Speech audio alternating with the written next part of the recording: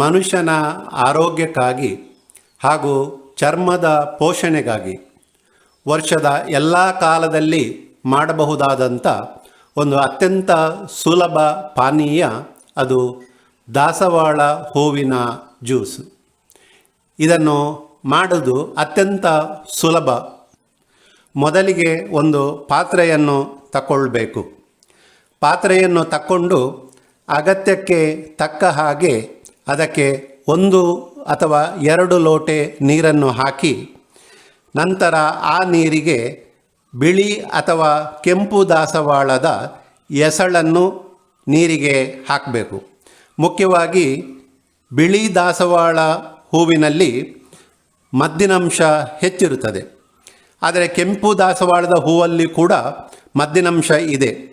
ಈ ಹೂವನ್ನು ಬಳಕೆ ಮಾಡುವಾಗ ಒಂದು ಮುಖ್ಯ ವಿಚಾರ ಏನೆಂದರೆ, ಯಾವುದೇ ಕಷಿ ಮಾಡಿರುವಂಥ ದಾಸವಾಳದ ಹೂವನ್ನು ಬಳಕೆ ಮಾಡಬಾರ್ದು.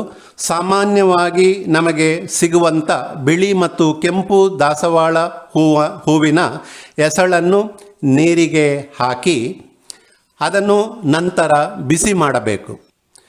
ಬಿಸಿ ಮಾಡುವಾಗ ಅದು ಕುದಿದ ನಂತರ ಅದು ಹೂವಿನ ರಸ ಅದರಲ್ಲಿ ಪೂರ್ಣವಾಗಿ ಬಿಡುತ್ತದೆ. ಹೂವಿನ ರಸ ಪೂರ್ಣವಾಗಿ ಬಿಟ್ಟ ನಂತರ ಅದನ್ನು ಆರಿಸಿ ನಂತರ ಆ ರಸವನ್ನು ಸೋಸಬೇಕು.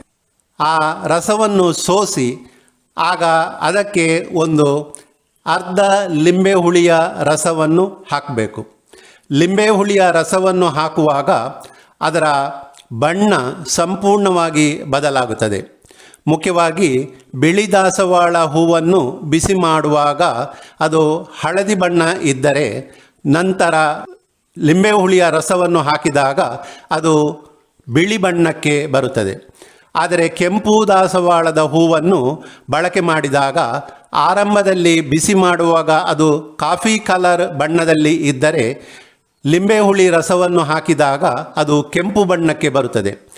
ಈ ಬಿಳಿ ಮತ್ತು ಕೆಂಪು ದಾಸವಾಳ ಹೂವನ್ನು ಪ್ರತ್ಯೇಕವಾಗಿ ಬಳಸಬಹುದು ಅಥವಾ ಅದನ್ನು ಎರಡನ್ನು ಒಟ್ಟಾಗಿ ಬಳಕೆ ಮಾಡಬಹುದು. ಅದನ್ನು ಸೋಸಿದ ನಂತರ ಲಿಂಬೆ ಹುಳಿಯ ರಸವನ್ನು ಸೇರಿಸಿ ಅದಕ್ಕೆ ಅಗತ್ಯಕ್ಕೆ ತಕ್ಕದಾಗಿ ಸಕ್ಕರೆಯನ್ನು ಸೇರಿಸಿ ನಂತರ ಅದನ್ನು ಅಗತ್ಯ ಇದ್ದಂಥ ಸಂದರ್ಭದಲ್ಲಿ, ಮುಖ್ಯವಾಗಿ ಬೇಸಿಗೆ ಕಾಲದಲ್ಲಿ ಅದನ್ನು ಬಳಕೆ ಮಾಡಬಹುದು. ಇದು ನಾವು ಸಾಮಾನ್ಯವಾಗಿ ಪ್ರಾಕೃತಿಕವಾಗಿ ಸಿಗುವ ಒಂದು ದಾಸವಾಳದ ಹೂವಿಂದ ತಯಾರಿಸಬಹುದಾದಂಥ ಅತ್ಯಂತ ಆರೋಗ್ಯಕಾರಿ ಪಾನೀಯ.